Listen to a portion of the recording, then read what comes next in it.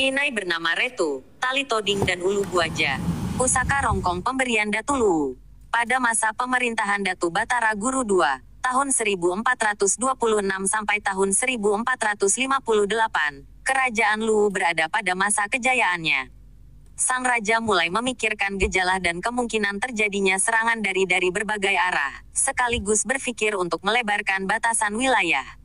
Untuk keberadaan kerajaan Gowa dan Wajo ketika itu, kelihatannya tidak ada bermasalah dalam hubungan dengan kerajaan Luwu. Ketiga kerajaan tersebut terikat dalam perjanjian, Asijajian, akan tetapi yang menjadi ancaman adalah kerajaan Bone yang sementara memperkuat diri di wilayah Cendranawage, Lalentonro, yang akan menjadi pemicu memburuknya suasana. Pasukan kerajaan pun diperkuat, pasukan khusus dari Rongkong disiapkan dan pasukan cadangan dibentuk di setiap anak kerajaan, Palili. Para pemberani dan laskar menjadi dinyatakan sebagai komandan pasukan, begitupun para bangsawan diwajibkan menguasai ilmu keberanian dan ilmu pemahaman. Upaya peningkatan kewaspadaan tersebut membuat raja memutuskan untuk memindahkan pusat kerajaan ke Kamanre, dengan menempatkan pusatnya, Ware, dekat Balawajo, sementara markas pasukan berada di Cilalang. Cita-cita raja adalah mempertahankan wilayah Cenrana sekaligus meluruskan wilayah kerajaan dari Tanjung Tawari hingga tepat di Watampone. Olehnya itu setiap hari pasukan berlatih mempersiapkan diri. Namun sejak itu belum terjadi serangan antar pasukan kedua kerajaan hingga tahun 1458 sampai Raja Batara Guru mangkat yang kemudian digantikan oleh pamannya karena putra mahkota masih belia. Sang Raja, Alamariawa, memiliki karakter yang berbeda dengan kemanakannya. Ia memiliki pribadi yang merakyat, terbuka dan amat sabar. Sehingga dia disebut Macening Wegang. Pertimbangannya selalu mengedepankan orang banyak sehingga terkesan lamban dalam memutuskan sesuatu. Kondisi kerajaan saat itu tetap tenang. Raja senantiasa memberi nasihat akan pentingnya ketenangan. Ia pun digelar Datu Mapatai. Setelah Raja Lamariawa wafat, tahun 1465, anak Batara Guru yakni Datu Risaung naik tahta menggantikan pamannya. Sang raja memiliki watak gabungan antara genetik orang tuanya dan paman yang tenang. Membuat tampilan yang pribadi pemberani, tenang dan sangat memahami adat istiadat. Akan tetapi yang tidak bisa dipungkiri adalah cita-cita agresi sang bapak, menjadi tujuan sang raja. Kegiatan persiapan perang dilanjutkan kembali suara hiruk-pikuk latihan pasukan di Cilalang menjadi ramai. Pasukan khusus Rongkong ditambah, bahkan pasukan dari Sangangala pun dipersiapkan. Pasukan tambahan dan perbekalan dikirim ke Cenrana sebagai persiapan perang tanding melawan kerajaan Bone. Para pasukan sudah tidak sabar ingin mengangkat senjata namun sampai pemerintah, Datu Risaung, berakhir, tak satu pun kejadian ataupun peristiwa yang berarti. Kembali kami mengingatkan, untuk like dan subscribe agar dapat berlangganan dengan channel ini. Pada masa sebelum itu, pernah ada kejadian khusus antara Rongkong dan Sang Datu, di mana Datu Lamariawa masih memegang peranannya sebagai Datu Luwu. Datu Lamariawa atau sering pula disebut Datu Lapapa, Datu Pengganti, mencoba untuk menjalankan misi Datu sebelumnya. Dalam misinya, perjalanan pelebaran batas wilayah hingga sampai pada daerah Mekongga Kolaka. Konon saat itu, Tomakaka Kanandede, Pong Madau, generasi sebelum Nemalotong, mendapatkan panggilan untuk menjemput sang raja yang sedang melakukan perjalanan dari Mekongga. Pong Madau bersegera berangkat memenuhi panggilan Datu Lapapa tersebut dan menemuinya di Kanan Lambo, daerah Malimbu Kec. Sabang saat ini, setelah bertemu, maka bertanyalah Pong Madau kepada Datu Lapepa, "Wahai Sang Datu, ada apa gerangan sehingga Yang Mulia Datu memanggil saya?" Sang Datu menjelaskan bahwa diri dan pasukannya sedang dikejar oleh rombongan pasukan lawan dari Mekongga. Pong Madau kemudian menjawab, "Yang Mulia Datu, awolateku, rampediong ulungku, tatana taummu. Na iya tu ku jagaiki. Yang Mulia Datu, meskipun kakiku di atas dan kepalaku di bawah, saya tetap bawahanmu, tetap saya akan menjaga paduka. Janganlah khawatir dan beristirahatlah di suatu perkampungan yang letaknya dekat dari sini, Mangkaluku." Usul Pong Madau kepada Sang Datu. Sang Datu setuju dengan usulan Tomakaka Pong Madau, dan melanjutkan perjalanan menuju Mangkaluku. Dalam perjalanan tersebut, diperintahkanlah beberapa pengawal Datu Lapakpa untuk berangkat lebih dahulu dan memberitahukan kepada Tomakaka Mangkaluku dikenal dengan sebutan Ula-Ula Sang Lamba, tentang rencana kedatangan Datu Lapakpa. Sesampainya Sang Datu di Mangkaluku, beliau ditolak kehadirannya oleh Tomakaka Mangkaluku, bahkan beliau diancam akan terbunuh jika singgah di perkampungan Mangkaluku. Karena ditolak kehadirannya, bahkan karena merasa akan terbunuh, maka Sang Datu dan bersumpah. Dalam sumpahnya ia mengatakan, "Kutahulah niatmu serta saya lihatlah keadaan kalian. Mulai sekarang dan selanjutnya, saya sumpahi kampung ini untuk tidak berkembang selamanya. Adapun warga di sini tetap pula dan tidak akan lebih dari 40 rumah tangga." Menghadapi situasi tersebut, Pong Madau mengambil keputusan untuk terus memimpin perjalanan bagi rombongan. Dalam perjalanannya mereka terus mengikuti arah sungai. Tertarik akan jernihnya air serta keinginan Sang Datu untuk membersihkan diri, maka turunlah beliau dari tunggangannya dan mandi di sungai tersebut. Berjalanlah dia menuju sebuah pohon di pinggir sungai dan mandi di tempat tersebut. Karena di tempat mandi Datu tersebut terdapat pohon tara, maka daerah tersebut hingga sekarang dikenal dengan nama Tara. Sedangkan konon daki Sang Datu menempel di sebuah batu yang sebelumnya mulus, dan akhirnya berbekah hingga saat ini, dan batu tersebut dinamakan sebagai Batu Sura.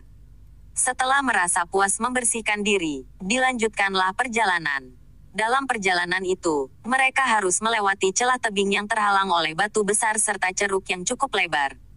Kuda tunggangan Sang Datu melompati penghalang tersebut dan meninggalkan bekas tapak kaki kuda. Sementara itu, di tebing batu juga terdapat bekas telapak tangan Sang Datu sewaktu mengambil ancang-ancang untuk melintasi Naya. Hingga saat ini tempat tersebut meninggalkan kedua bekas itu dan oleh masyarakat daerah tersebut dikenal dengan sebutan Kondongan Datu.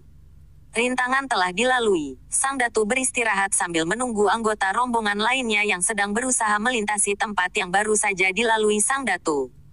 Datu beranjak turun dari kudanya dan memerintahkan anggota rombongan untuk mendirikan perkemahan karena hari sudah hampir gelap, sambil menunggu informasi yang berkembang dari para telik sandinya. Di tempat tersebut, Sang Datu duduk beralaskan rumput yang bernama Sinto Tedong. Rumput tersebut disusun sedemikian rupa agar terasa empuk untuk menjadi alas dan penyanggah duduk Sang Datu.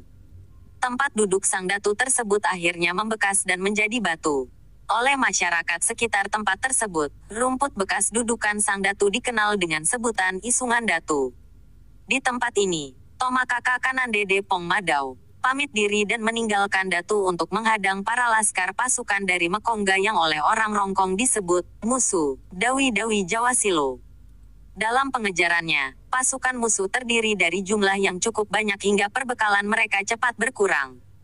Konon banyak di antara mereka mati satu persatu karena menahan lapar dan rasa kecapaian dalam pengejarannya terhadap Datu Luwu. Karena mengetahui medan, taktik perang serta kondisi pihak lawan, Tomakaka Pong Madau menggunakan taktik penyergapan yang unik untuk menghadapi serangan pasukan musuh Dawi-Dawi Jawasilo. Sang Tomakaka mendirikan banyak tempat menyerupai barak perkemahan pasukan Datu Luwu. Dia perintahkan anggota pasukannya untuk mengambil dan membakar buah sikapa, sejenis umbi kayu yang dapat dimakan namun sangat beracun jika salah dalam mengolahnya. Selanjutnya Tomakaka Pong Madau memerintahkan bawahannya untuk mengambil pokok induk bakal daun muda pohon enau. Beliau dan anggotanya menebarkan sikapa dan pokok induk di setiap barak imitasi yang telah dibangun.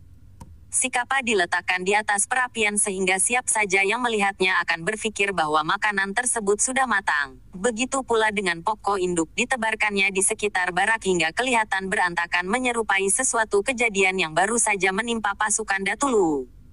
Pendek kata, pasukan musuh, Dawi-Dawi Jawasilo menyerbu barak perkemahan yang mereka jumpai. Mereka puas dan menganggap musuh sudah pada lari ketakutan mendengarkan kehadiran mereka. Mereka sangat yakin bahwa pasukan Datu Luwu lari tunggang langgang di saat sebelum menyantap makanan mereka yang sudah siap disajikan. Pasukan musuh yang sudah letih dan lapar tanpa berpikir panjang segera berebut dan menyantap makanan yang ada di hadapan mereka. Alhasil, banyak di antara mereka keracunan.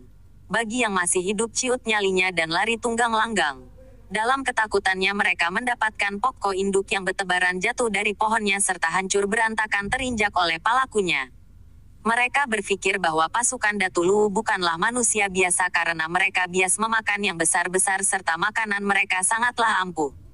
Bagaimana jika berhadapan dengan pasukannya? Salah-salah pasukannya Hanis dimakan nantinya. Akhir cerita, Pong Madau dapat memukul mundur pasukan penyerang dengan sangatlah mudahnya. Hal tersebut dia sampaikan kepada Datu Lapakpa. Datu Lapakpa merasa puas dan merasa amanlah perjalanannya pulang menuju ke Istana Lu. Sebelum melanjutkan perjalanannya, Datu menawari berbagai macam hal kepada Pong Madau, sebagai bentuk dari balas jasanya. Pong Madau menolak seluruh tawaran tersebut dan tidak menginginkan apa-apa. Dia berprinsip bahwa segala apa yang dilakukannya adalah bentuk dari tugasnya sebagai pasukan khusus Rongkong. Karena tidak menginginkan apapun, maka Datu Lapakpa memberikan cenderamata sebagai bukti penghormatan dan penghargaannya kepada Tomakaka Pong Madau. Cenderamata tersebut berupa sebuah alat perang berupa pisau yang orang Rongkong sebut dengan pinai benda kesayangan Datu yang bernama Retu. Sebuah tudung kepala kebesaran di luar istana yang sedang dipakainya bernama tali toding, serta sebuah benda keramat miliknya yang disebut ulu buaja. Ketiga benda tersebut diserahkan kepada Tomakaka kanan Dede Pong Madau sebelum beliau melanjutkan perjalanannya kembali ke Istana Lu. Dalam perjalanan selanjutnya, kuda yang ditunggangi sang Datu terpeleset dan hampir saja beliau terjerembab dari kudanya. Melihat hal tersebut pengawal Datu mengusulkan untuk beristirahat di tempat itu sambil memulihkan tenaga. Sang Datu sepakat dan istirahat di tempat itu. Untuk mengingat tempat tersebut, maka sang Datu menamakan daerah tempat istirahat tersebut sebagai Pelenyenan.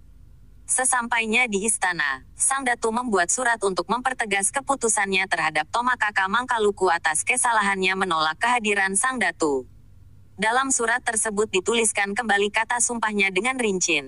Kesimpulan dari surat tersebut adalah mengutuk perbuatan Tomakaka ula-ula sang lamba dan masyarakat di tempat tersebut tidak akan lebih dari 100 orang. Menurut informasi, surat tersebut terakhir berada pada seseorang yang bernama Iskandar Kaipatapa. Dia adalah salah seorang anggota Laskar Gerilya Saman Perjuangan Pergerakan Kemerdekaan Indonesia yang kemudian terpengaruh menjadi tentara gerombolan. Dan sejak saat itu, keberadaan surat Datu Lapakpa terkait sumpahnya tersebut sudah tidak diketahui lagi. Demikian diceritakan. Untuk selanjutnya bersambung di episode berikutnya. Jangan lupa like, subscribe dan share biar yang lain bisa mengetahui sekelumit cerita tentang Rongkong Lipui Pomaraninding. Ketang TTI, Piran Polepi Antasi Pakainga. Ketang Inde, Umba Polepi Tasi Palambi. Ketang Temarasan, Umba Polepi Watu Tasi Kambaro. Tabe, Salamaki Anta pada Salama. Ku masih manglako kita solangasan.